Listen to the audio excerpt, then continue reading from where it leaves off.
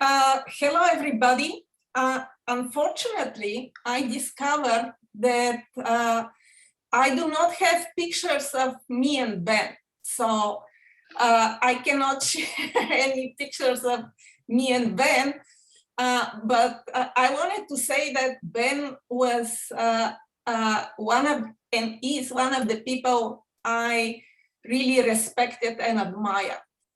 He really did things out of love. He loved math, and he always did things because he liked them, not because he had to. And he was always a very generous mathematician. He would always help whoever, would come for help to him, or he would love discussing, or he would share his time, he would share papers, and basically one of the greatest people I know. He was also a very subtle mathematician. This is how I will always remember. So he would never brush things aside. It can be fixed, or just don't pay attention. He would always have a nose for sniffing what is worth, checking, because potentially, he found mistakes that way. So he was a very subtle and very wide-ranging mathematician.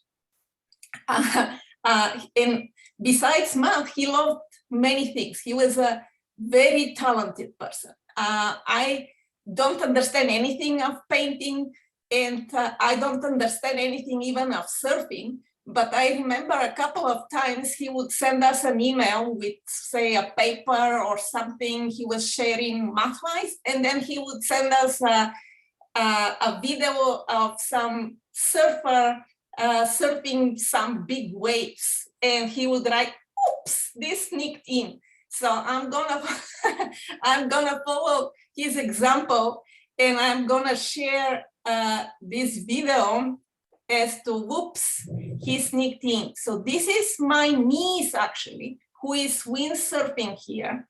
But it was Ben who first, see, she is great. It was Ben who actually first taught her to surf, the actual surf. She was visiting me in Charleston. She was still a child, and he came with us to Isle of Palms. And even though the waves were very small, he was able to surf, and he was able to show her, and she even stood on the board for the first time ever in her life because Ben showed her. So with that said, unfortunately, the fun is over, and let's go to the more serious stuff. So I'm going to talk about multilocality and chiral algebras. Multilocality is a subject that we both worked with Ben, and we have actually a couple of papers together with him and Liz, and I have been working for a long time on that. And one of the last conversations I had with Ben is I was thinking of returning to work on quantum vertex algebras. For a while, I had been working on points of locality at roots of unity, but I was thinking of returning to quantum vertex algebras, and Ben wanted to join, and we were basically starting to talk about that. Unfortunately, we lost Ben, and I want to say that I really miss him. So, all right, this is the outline, and I'm gonna have to go fast. So first of all, notation. So this, just to introduce what is this field that a lot of people have been talking about, and I will talk a lot. So field in vertex algebras, or representation theory, we mean a series with coefficients which are endomorphisms, and on each separate vector there exists an integer such that a sub n on this vector is 0. So these coefficients, which are endomorphisms, are called modes, and the indexing is historical because the most common example is the untwisted Heisenberg algebra, and usually the vector space is a highest weight module, an induced module. So these are the generators. And typically, this is how one arranges the generating series or the Heisenberg field, also called bosonic current. And I'll speak a lot during this talk about operator product expansions. They basically decode in a shorter way the commutation relations. So basically the commutation relations, they can be recovered from this, the sim. Here the similarity means that I'm expanding in the complex region absolute value of z greater than absolute value of w. So roughly speaking, a chiral algebra is an algebra of these fields. So subject to some condition and axioms, typo, not axioms, one of which is completeness with respect to operator product expansion. So in fact, when you mention chiral algebra to a physicist, from Chiral, they understand that it's the fields are only they are variable in z, not both in z and z bar. So this is the chirality, and typically when you say chiral algebra, this is the defining property, the completeness with respect to operator product expansions. So let's see where this whole topic started. So the topic started when Igor Frankl and Naihan Jing published the seminal paper on vertex representations of quantum affine algebras. Now there is, as was mentioned by the previous speaker, there is a Drinfeld realization of the quantum affine algebras, which is a current type realization. And it is given in terms of generators and of generating series, because again, there are a lot of relations. So including this one, and I want to point out that unlike the Heisenberg algebra, which has had a singularity at z minus w, these ones immediately show that they have singularities in the operator product expansions at z minus some power of qw. So in other words, we are at the region of multi-locality. So locality refers to only singularities at z equal w. Multi-locality refers to more than one singularity, except the z equal w, of course, and others perhaps. So Frankl and Jing then constructed this vertex representation, started from the Heisenberg operator. So basically, you can see that this is some kind of a lattice type construction. So those in vertex algebras are familiar with this, you know. So these vertex operators, together with a couple of others, define a representation at central charge equal 1. So the fundamental problem then posed by Igor Frankl is to formulate and develop a suitable theory of quantum vertex algebras or quantum chiral algebras, incorporating as examples these quantum vertex operators. So this is the defining problem in the area of quantum vertex algebras. Now, of course, the question is, what does it mean to incorporate as examples? And of course, the quantum affines is a big enough example, but typically one would want to have more than one example in a good theory, right? More than one class of examples. And variety is better. So this is one of the motivating problems. For me, another motivating problem which I have been thinking for a long time, and lately I have been working steadily, basically on the roots of unity case, is the vacuum expectation values identities.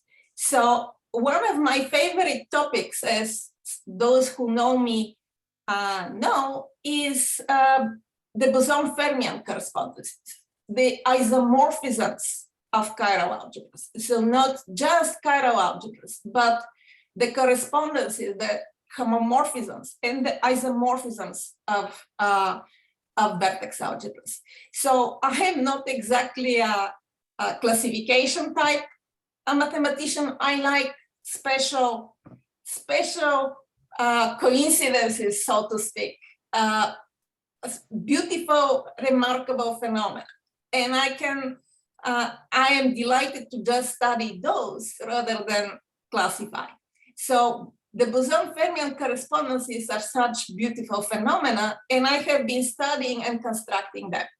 So let's start with two well-known identities. So we all know the Cauchy determinant identity. And here I want to stop and say an unrelated thing. One of the drawbacks of the Zoom teaching, of which I have been confined because of health reasons, is that I don't see you.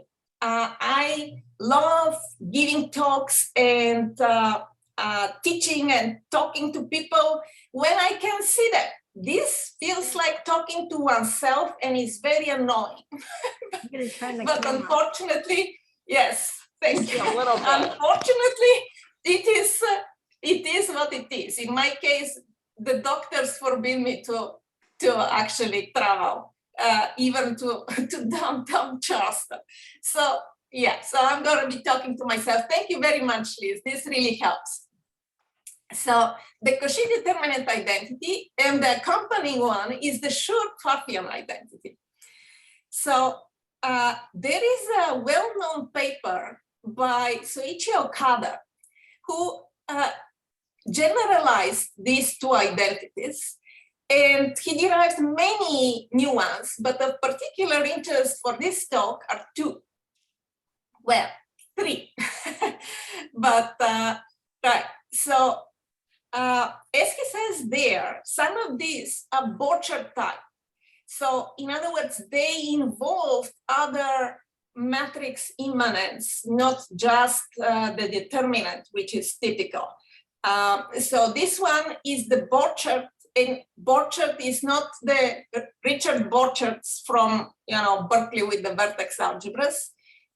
This is 100 years ago, actually, this identity was derived.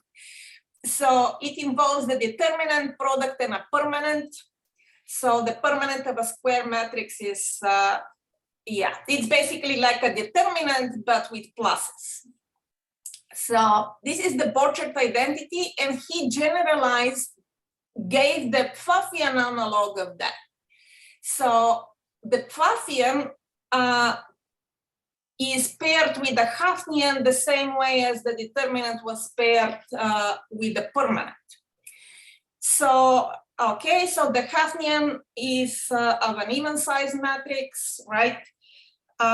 Okay, so he posed the question there about the algebraic proofs of these identities. Typically, the proofs of these identities really are focusing on the singularities. Typically one does analytic proofs, which one compares the poles of the functions on the both sides and so forth.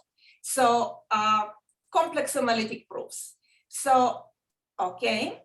And one last generalization he gave is he generalized the Frobenius identity, which is,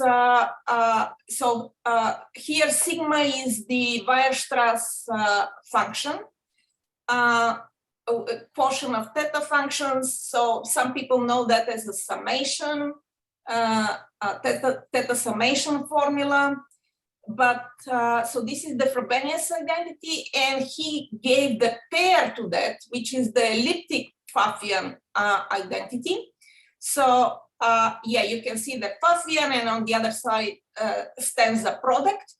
And in fact, you can see that this is really parallel to the Cauchy determinant and the Schur-Pfaffian, only in elliptic terms. Of course, it can be written in terms of Q series, but it's even longer to project. So I didn't write it. I kept it has been rewritten in a series of papers after him. So in terms of Q series. Okay, so for me, these identities, they represent vacuum expectation values. So as you can see, the singularities, there are many singularities. So these are multi-local identities by their nature. And let me speak about where are these multi-local vacuum expectation values coming from. So a little bit more terminology. So what I do is bosonization, a lot of it, and the isomorphisms that result from that. So bosonization is the representation of given fields in terms of bosonic fields, Heisenberg. The best known instance is, of course, the charged free fermion-boson-fermion correspondence. So this is the Cauchy determinant identity. So I'm calling it of type A because it has many applications to representation theory, and this basically is the representation theory of the A infinity algebra. So one can view them, the Frenkel gene, as a quantum bosonic realization of the Drinfeld curve. So boson-fermion correspondences are equivalents in physics language between two chiral field theories, one bosonic and one fermionic. So then in mathematics language, they should be isomorphisms of what? Right, is the question. So for me, the motivating question for defining a theory of some kind of vertex algebras is to answer the question, all right, we have this correspondence. So these sides, which are the two sides which are isomorphic, should be examples of that theory. So in other words, the theory should also incorporate the isomorphisms, not just the one side. So this is, for example, why I'm unsatisfied if I incorporate, say, the quantum affines as some type of a module over a vertex algebra. I would like to have the quantum affines as an example of an actual quantum chiral algebra. All right. So why do we care about the boson-fermion correspondences? Well, I care because I love them, but it's one of the most used phenomena in representation theory and mathematical physics, and a lot of people use it without even knowing what is it that they use. So obviously representation theory, integrable systems, a lot of the classes of solutions, things like, the Schur polynomials are the polynomial solutions to the KP and the Q Schur polynomials. They are not the Q. They are the polynomial solutions to the BKT hierarchy and so forth. So again, that ties with symmetric polynomials, combinatorics, obviously a lot of character identities, many other areas, obviously conformal field theory and such. So the Cauchy, as an example of combinatorics, the Jacobi triple product identity represents the character identity of the boson-fermion correspondence of type A. And the Cauchy determinant identity is the representative identity for the vacuum expectation values. So basically the determinant side is the vacuum expectation value of the fermions, and the product side is the vacuum expectation values of the lattice operators. So once you have the boson fermion correspondence, the vacuum expectation value identity follows immediately, because that's the whole point of the correspondence. So this is well known, and also well known is that the Schur-Claffian identity represents the boson fermion correspondence of type B. So in this case, you just have one fermion, and the vacuum expectation values give a Pfaffian, and this fermion is equivalent again to a lattice vertex operator. I mean, there is some relation there in the lattice, and this gives you the product. So obviously this is a multi-local identity. So the question is, and yeah, singularity is at z equal minus w and z equal w.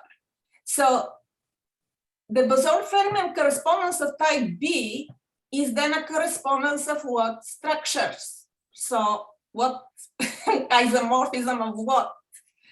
And this is the answer to that was given in a paper that we collaborated on with Ben and Liz, and we defined the notion of twisted vertex algebra, which really should have been called twisted Chiral algebra, not to get confusing with the models for twisted vertex algebras, because again, the correspondence goes between sometimes a sum of modules on one side versus another sum of twisted modules on the other. So it's not, you cannot just get the correspondence from the modules, is my point. So the notion of a twisted module is not enough to define this correspondence. So you need the whole structure of a twisted Chiral algebra. So in general, a twisted Chiral algebra deals with the smaller case, in some sense, a baby case. So it keeps the singularities at roots of unity, and it also keeps the braiding map to a constant. So, and that means the Hopf algebra action. So then the correspondence of type B is an isomorphism of twisted Chiral algebras. All right, so then what I continued, and we started working actually with Ben and Liz, is the bosonizations of type B, C, and D. So they are so named because these field theories basically describe the representation theory of B infinity, C infinity, and D infinity, and subalgebras thereof. So I'm not going to speak about D, but I'm going to speak about C, because this is, it started weird and it continues being weird throughout. So the C seems to be the simplest case. So you start with the generating field, which is a boson. In terms of modes, right? So it's a twisted boson. It's a very, you can see immediately, it's not a vertex algebra because of the Z plus W. It's not a module. It's a,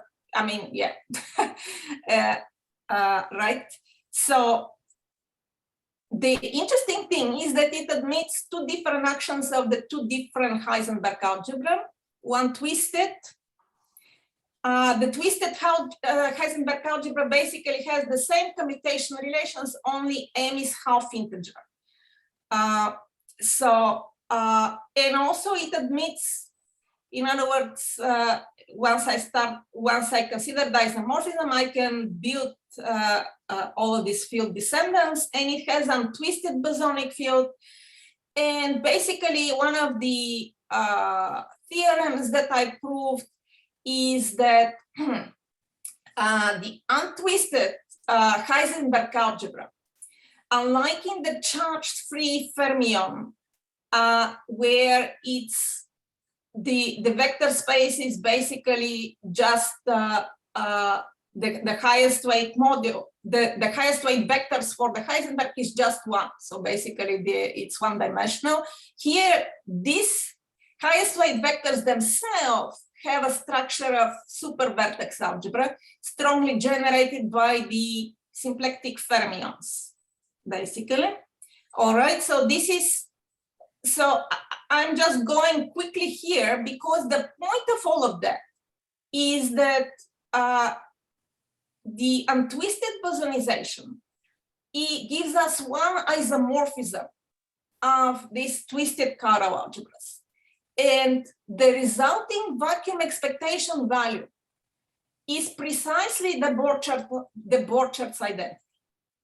So in other words, the untwisted bosonization of type C is an isomorphism of twisted Chiral algebras where the vacuum expectation values, so yeah, you can see it here. So this is the beta gamma. The vacuum expectation values give us this, the Borchardt identity. Now, the curious part is that the untwisted, it's similarly not easy. So the highest weight vectors for the twisted Heisenberg, again, has a structure of a Chiral algebra, twisted Chiral algebra. Not ordinary, but the point is within the realm of twisted Chiral algebras, the isomorphism is fully and well defined. So this is actually the twisted fermion that defines the structure. I mean, you can see that, yeah. And again, the twisted module will not work. You need a sum. And the vacuum expectation values identity is the Okada identity, the Okada Hafnian-Pfaffian identity. So at this stage, one starts seeing that, you know, these identities, they are not, it's not just one identity. So one starts seeing a series.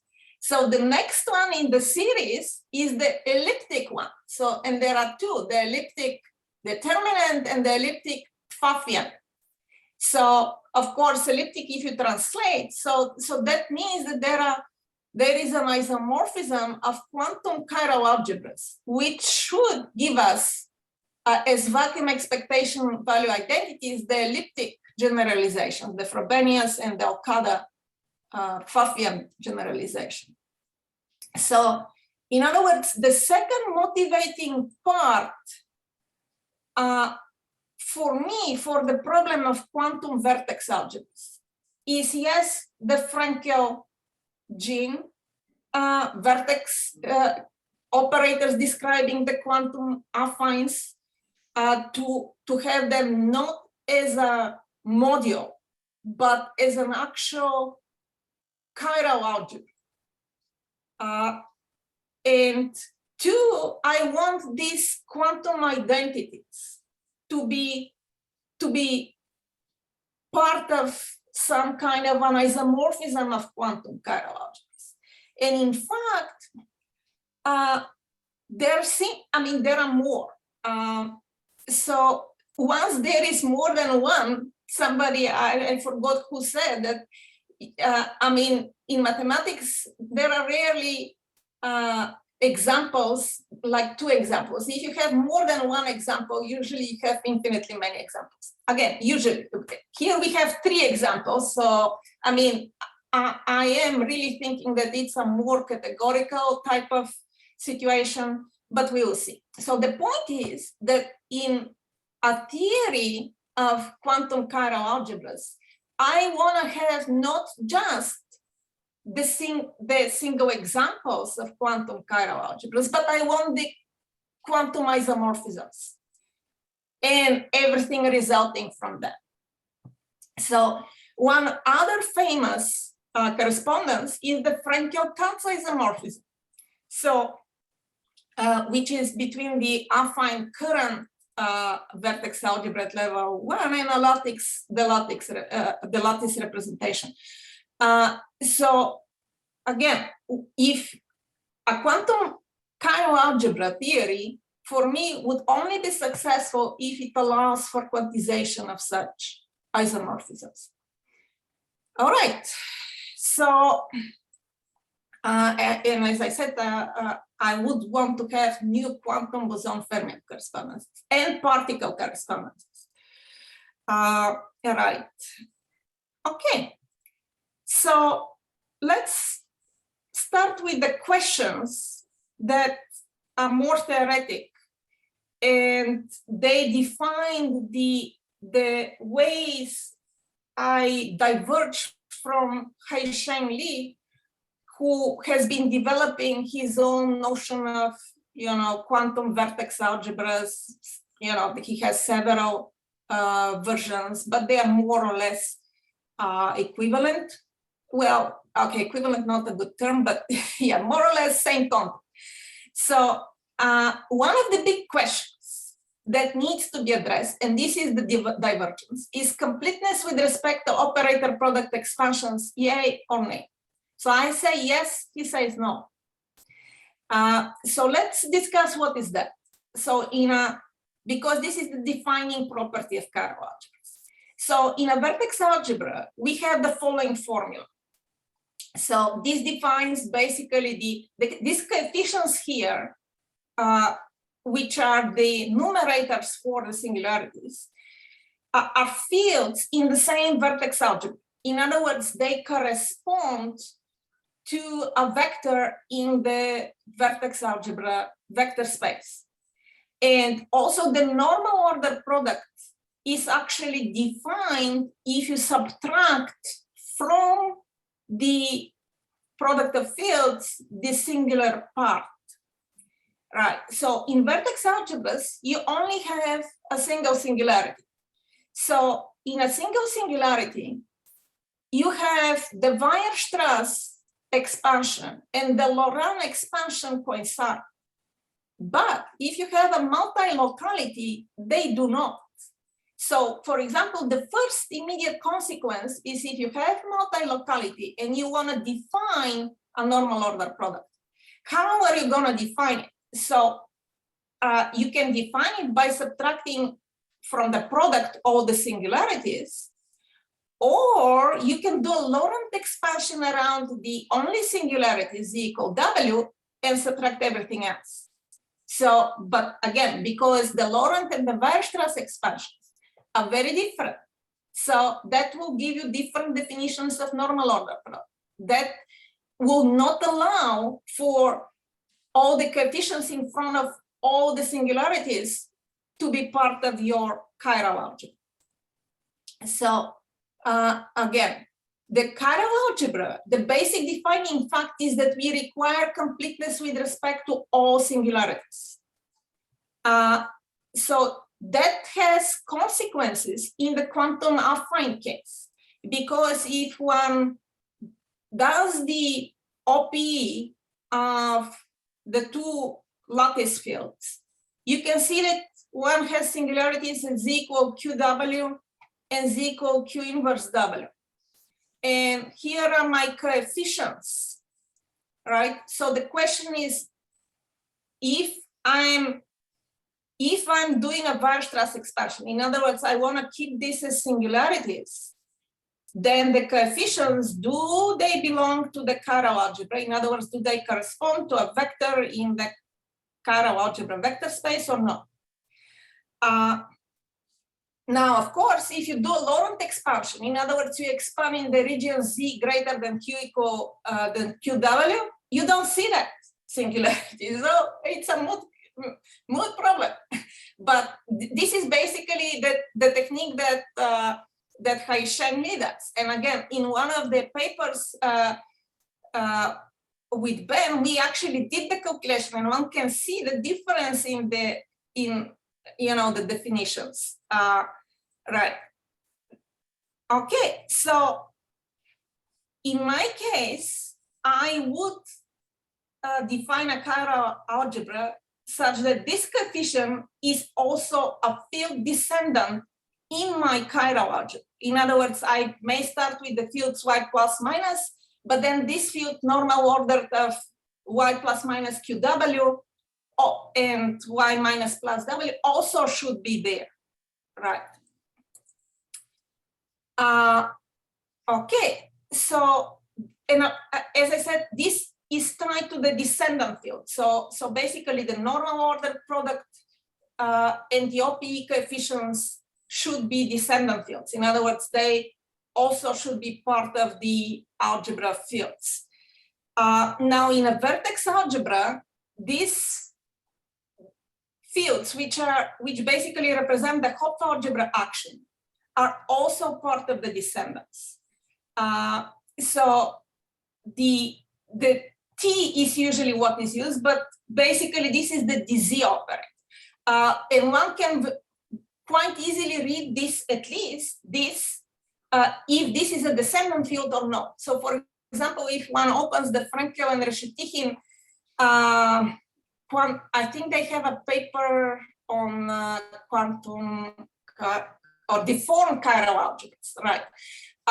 Deformed chiral algebras, they do require this disease, the derivatives of the fields to be part of their deformed chiral algebra. So that has consequences. So in the classical vertex algebra case, Don Glemis ensures that all of these are all mutually local. So in other words, there are no other singularities generated. Right. And another very strong property that follows from the definition of a vertex algebra is the vertex algebra associativity. So this vertex algebra associativity, weak associativity, I think is called by Hai-Sheng Li, it's typically preserved. So this is another thing that basically tells you what singularities are allowed to be in your chiral algebra. So again, this not only dictates that singularities are at z equal w, but also the following property of the exponential map. So the exponential map in a normal vertex algebra can be recovered from here. So if you evaluate your field, the vacuum vector, this is non-singular, so meaning there are no negative powers of z, and you can set, yeah, that's not right. So forget the z equals 0. If you set z equals 0, you get A. If you don't set z equals 0, you get a non-singular.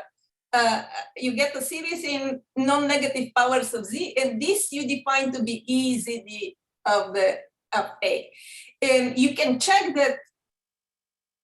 I mean, that's why people call this the exponential map, because it really is this, the dz, so d is represented by dz, but if you read associativity, you will see that the exponential map, however, it is defined, has to have this property. So, yeah, so this is no longer the case for the quantum situation.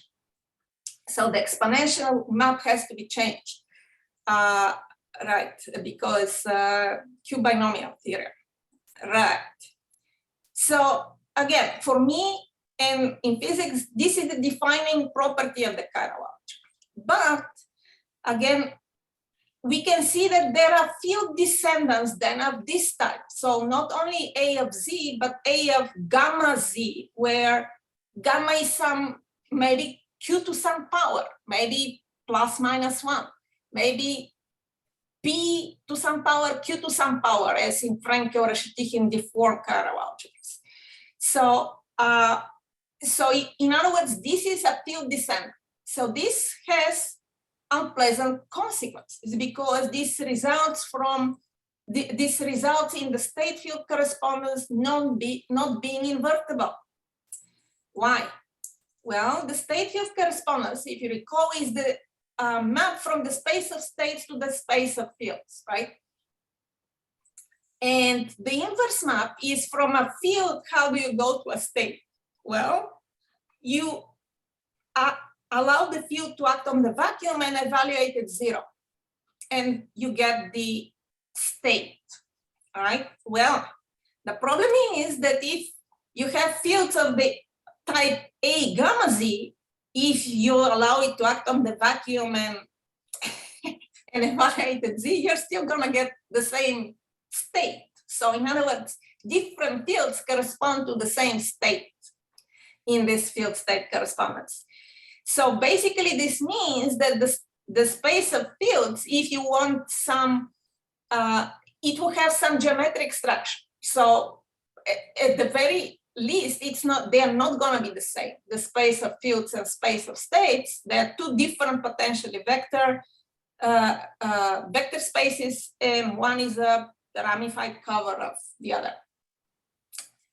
So again, I mean, one can consider, and I want to stop early. So one can consider, of course, building a structure based on as closely to the, to the vertex algebra as possible, but make it quantum to incorporate this stuff. And this is one of the ways one can do it. So I'm going to go very quickly. So basically, this is an axiomatic for chiral algebras with gamma type singularities. All right. So you have to consider a larger Hopf algebra. So for example, the Frankel-Reshetykhin Hopf algebra is this one. I mean, again, that's what they use. One can read it off of there, even though, I mean, I don't think that should be used. But in any case, yeah, so one can write axioms, write a group of singularities, the braiding map, because all of these are braided, constantly braided. And again, the braiding map has to have, the Young-Baxter equation and a bunch of compatibility conditions with respect to the Hopf algebra, and so forth and so long.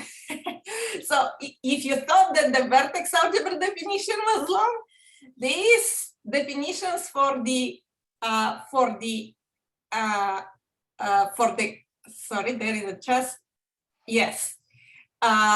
So the definitions for a for a quantum vertex algebra, if one wants to go the normal route, they are horrible.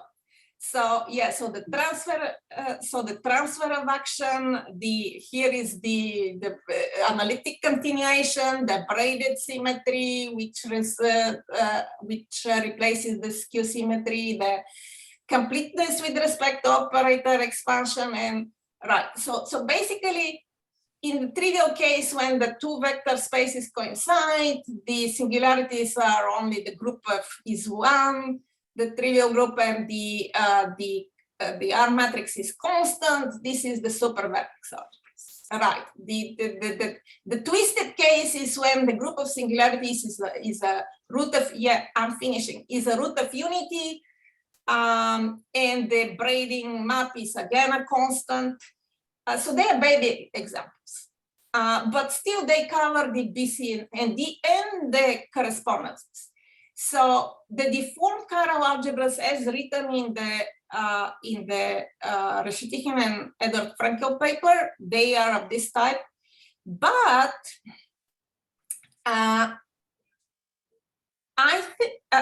what I have started working is basically changing the Hopf algebra. So one should change it to the half of the UQSL2. Right, and that means that one has to develop everything. So what is the tools that I used? Well, I used the idea first put forth by Borchardt. This is the Borchardt paper on quantum vertex algebras, where he proposed an alternative way to view and construct vertex algebras. So in his words, the purpose of his paper is to make the theory of vertex algebras trivial. Well, he certainly did not succeed. But that idea is absolutely great because it allows for change of Hopf algebra, change of, so the change of category, change of the Hopf algebra, change of the singularities, of course, unfortunately, absolutely everything has to be developed. And now the other thing is, hold on a second. Right, so pretty much a lot of the ingredients have to be developed. And one of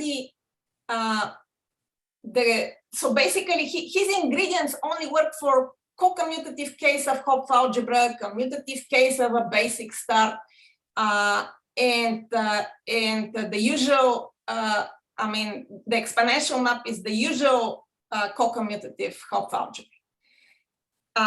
Sorry, so the one thing I want to say is a big drawback of Borchards. So I don't know if you remember, but at some point there was a slew of packages being delivered in the mail for people who didn't order the packages. So, and they contained seeds. So this is a little bit like how Borchards AHS algebras work. So you have a bunch of seeds. You don't know what's going to grow out of that.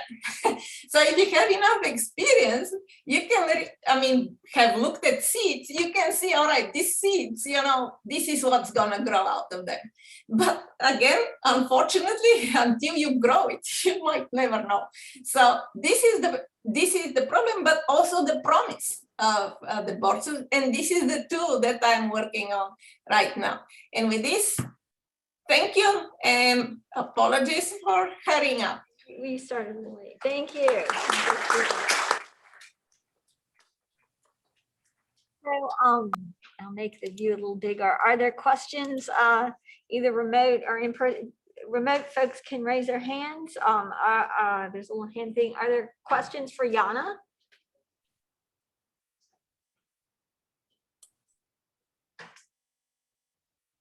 Okay, let's thank our speaker again. Thank you, Iana.